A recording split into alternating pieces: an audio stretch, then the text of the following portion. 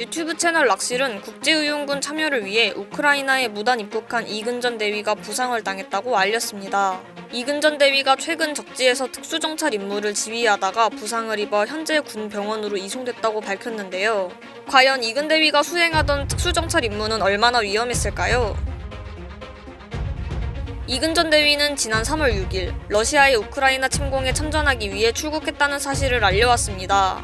당시 이전 대위는 우크라이나 대통령이 전 세계에 도움을 요청했을 때 락실은 즉시 의용군 임무를 준비했다고 밝혔습니다. 이후 3월 15일 이전 대위는 자신의 인스타그램을 통해 근황을 알렸는데요. 자신은 살아있으며 다른 대원들은 우크라이나에서 안전하게 철수했다고 밝혔습니다. 또 가짜뉴스를 만들지 말고 연락하지 말라는 당부의 말도 남겼습니다. 하지만 이전 대위가 폴란드 호텔에서 조식을 먹는다는 등의 허위 사실은 계속해서 나왔는데요. 이에 락실 매니저는 이전 대위의 우크라이나 전쟁 참전에 관한 다양한 가짜뉴스들이 모두 사실이 아니라며 전면 부인하는 글을 올렸습니다. 국제군단 대변인은 이전 대위가 기밀 임무를 수행 중이라고 밝히기도 했습니다.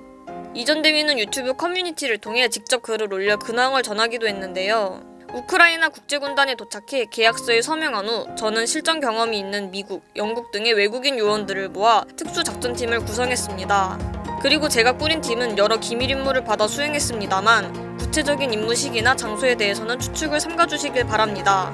그리고 지난 14일 우크라이나 언론은 이전 대위와 인터뷰한 내용을 공개했습니다. 이전 대위는 도움을 줄 수 있는 훈련을 받았음에도 아무것도 하지 않는 것은 그 자체로 범죄다라며 우크라이나로 가게 된 동기를 밝혔습니다.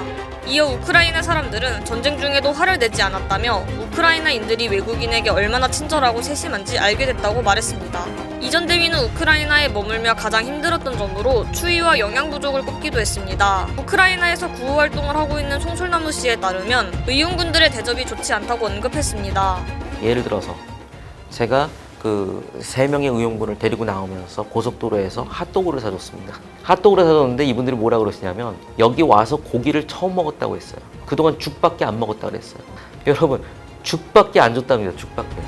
또 이전 대위는 한국의 여권법에 대해 언급하며 단지 이 전쟁에 참여했다는 이유로 공항에서 체포하려고 할 것이다 라며 감옥에 갇힐 위험이 있음에도 우크라이나가 승리할 때까지 계속할 것이라고 언급했습니다. 15일 락실 매니저는 유튜브 커뮤니티를 통해 이전 대위의 새 소식을 전했습니다. 이전 대위가 최근 적지에서 특수정찰 임무를 지휘하다가 부상을 입어 군 병원으로 이송됐다고 밝혔습니다. 이에 외교부는 이전 대위 측에서 외교부에 따로 전해온 소식은 없다며 상황을 파악하는 중이라고 말했습니다.